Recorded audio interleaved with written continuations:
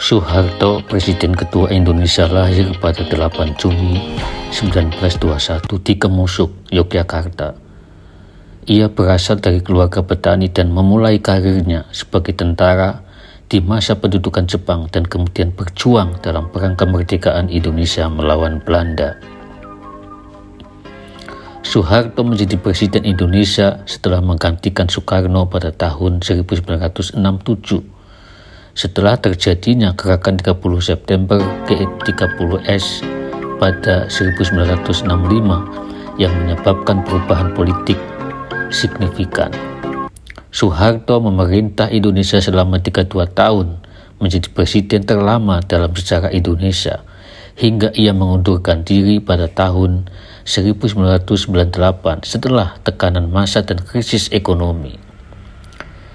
Pada masa pemerintahannya, Indonesia mencapai swasembada beras dan Soeharto menerima penghargaan swasembada pangan dari PBB pada tahun 1984. Namun prestasinya juga disertai dengan kontroversi terkait pelanggaran hak asasi manusia dan tindakan otoriter.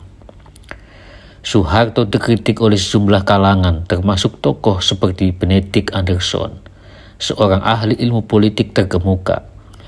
Anderson menggambarkan Soeharto sebagai pemimpin yang otoriter dan menyebut rezimnya sebagai New Order yang mengandalkan kebijakan militer dan kontrol ketat terhadap masyarakat. Tidak dapat dikatakan bahwa kekuasaan Soeharto sepenuhnya diperoleh melalui yayasan-yayasan, tetapi selama pemerintahannya, ia memanfaatkan berbagai lembaga dan struktur kekuasaan untuk mengamankan dan memperluas pengaruhnya. Yayasan seperti Super Semar Foundation dan yayasan-yayasan lainnya dituduh oleh beberapa pihak sebagai alat untuk mempertahankan kekuasaan dan mengumpulkan dukungan politik. Pada akhirnya, protes massa dan tekanan internasional terhadap pelanggaran hak asasi manusia serta krisis ekonomi menjadi faktor kunci dalam pengunduran diri Soeharto pada tahun 1998.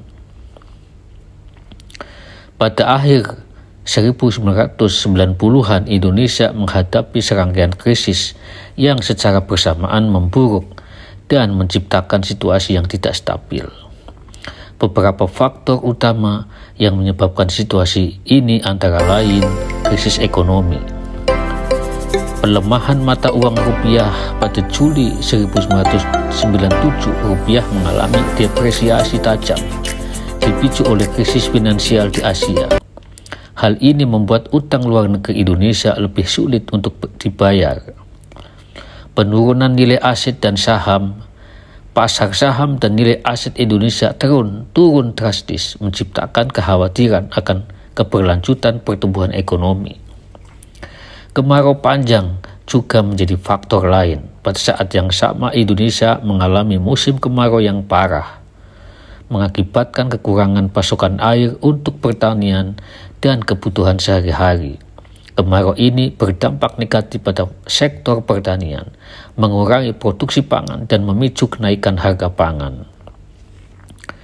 Selain itu, ketidakpuasan publik, kekecewaan terhadap pemerintah Soeharto telah tumbuh seiring waktu. Pengaruh otoriter dan dugaan korupsi di tingkat pemerintah serta ketidaksetaraan ekonomi membuat ketidakpuasan publik semakin meningkat.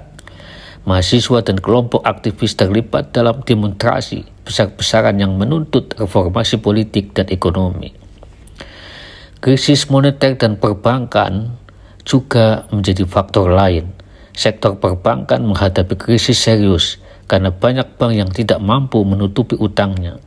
Pada November 1997, pemerintah Indonesia terpaksa meminta bantuan dari Dana Moneter Internasional (IMF) untuk mengatasi krisis ekonomi. Mahasiswa dan kelompok aktivis memimpin unjuk rasa besar-besaran di berbagai kota, menuntut reformasi politik dan ekonomi serta pengunduran diri Soeharto. Proses ini mencapai puncaknya pada Mei 1998 ketika demonstrasi di Jakarta dan kota-kota lainnya mengalami bentrokan dengan aparat keamanan. Akhirnya pada tanggal 21 Mei 1998, Soeharto akhirnya mengumumkan pengunduran dirinya dari jabatan presiden setelah memerintah selama 32 tahun.